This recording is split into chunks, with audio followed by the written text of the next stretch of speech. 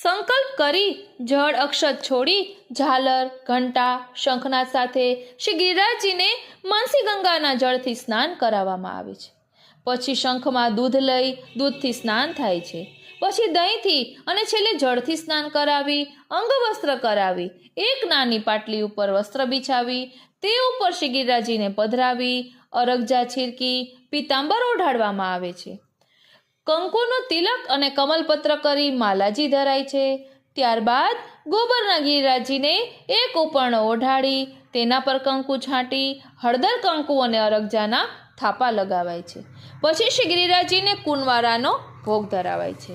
સમય થયે ભોગ સરાવી આચમન મુખવસ્ત્ર કરી પીડા ધરાય છે। શ્રી ગોવર્ધન લીલા ચિતરેલી થાળીની આરતી થાય છે। શ્રી ગિરિરાજજીના ઉપરણો અને માલાજી વડા થાય છે।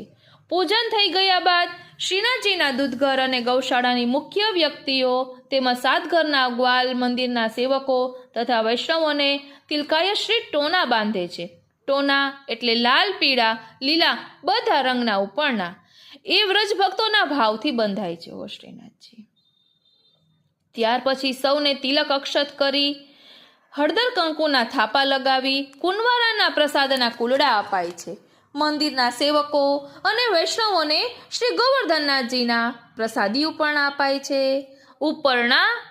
ઉપરના એટલે ઉપરથી ના અને ભીતરની હા। શ્રીનાથજી પછી શ્રી ગિરિરાજજીને શ્રી ઠાકોરજી પાસે પધરાવી ગાયો ખેલાવાય છે। ગાયને તિલક અક્ષત કરી પ્રસાદી લાડવા ખવડાવી ઉપરણો ઓઢાડાય છે અને ગ્વાલને માથે ઉપરણો બાંધી તેને પણ પ્રસાદનો કુલડો અપાય છે। આ આભૂષણ વસ્ત્રયુક્ત ગાયની પ્રદક્ષિણા કરવામાં આવે છે। આ પૂજન લગભગ 1 કલાક સુધી ચાલે છે।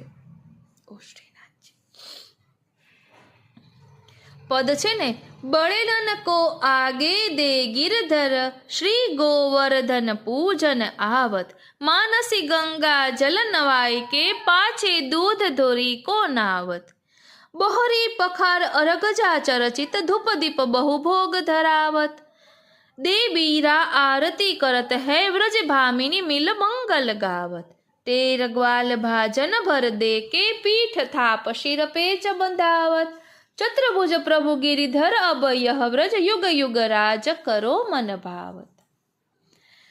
बोलो श्री वल्लभाधीश की जय।